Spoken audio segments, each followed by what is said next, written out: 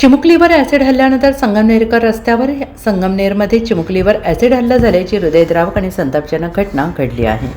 या अमानुष कृत्याच्या निषेधार्थ आज संगमनेरमधील तळेगाव फाटा, वडगाव पान येथे सर्वपक्षीय रास्ता रोको आंदोलन करण्यात आले। यावेळी हजारो संगमनेरकर उपस्थित राहून या घटनेचा जाहीर आणि तीव्र निषेध नोंदवण्यात आला। शाळेतून घरी परतणाऱ्या केवळ 13 वर्षीय मुलीवर असा भ्याड आणि निर्दयी हल्ला होणं हे केवळ निंदनीय नव्हे तर विकृतीचं लक्षण असल्याचं आंदोलनकर्त्यांनी म्हटलेलं आहे। या घटनेतील आरोपींना तात्काळ अटक करून कठोरात कठोर शिक्षा व्हावी अशी ठाम मागणी करण्यात आली। भविष्यात अशा प्रकारच्या घटना घडू नयेत यासाठी पोलीस प्रशासनाने कठोर पावले उचलणे अत्यंत आवश्यक आहे।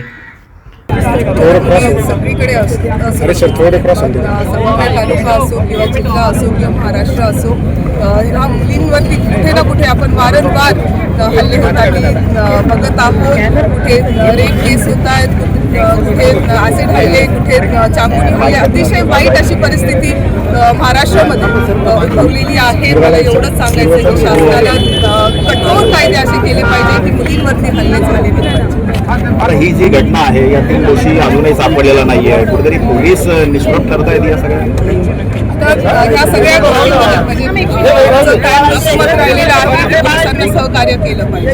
जिथे कोणाला काही इन्फॉर्मेशन असेल त्यांनी पोलिसांपर्यंत पोहोचवली पाहिजे। त्याच्यामध्ये कोणत्या गटाचा आहे, कोणत्या पार्टीचा आहे, कोणत्या समाजाचा, ह्या सगळ्या गोष्टी न विचार करता पोलीस त्यांचं काम करण्याचा प्रयत्न करतात, पण अजून त्यांना काही रिझल्ट भेटलेला नाही। मला वाईट ह्याचं वाटतं की जे CCTV होते ते काही ठिकाणी बंद आहेत, काही ठिकाणी चालू आहेत, काही ठिकाणी लागले नाही। तर मला शाळेच्या परिसरामध्ये म्हणजे मला खरंच सरकारला विनंती करायची आहे की त्यांनी मुलींच्या सुरक्षेसाठी काय त्यांना फंड वाढवता येईल त्यांनी तो वाढवला पाहिजे।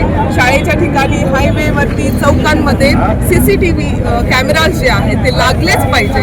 आणि खरंच म्हणजे मुलींची सुरक्षा जेव्हा आपण म्हणतो तेव्हा अशा विकृत पुरुषांची किंवा मनुष्यांची जी मानसिकता आहे ना ती तपासून बघितली पाहिजे।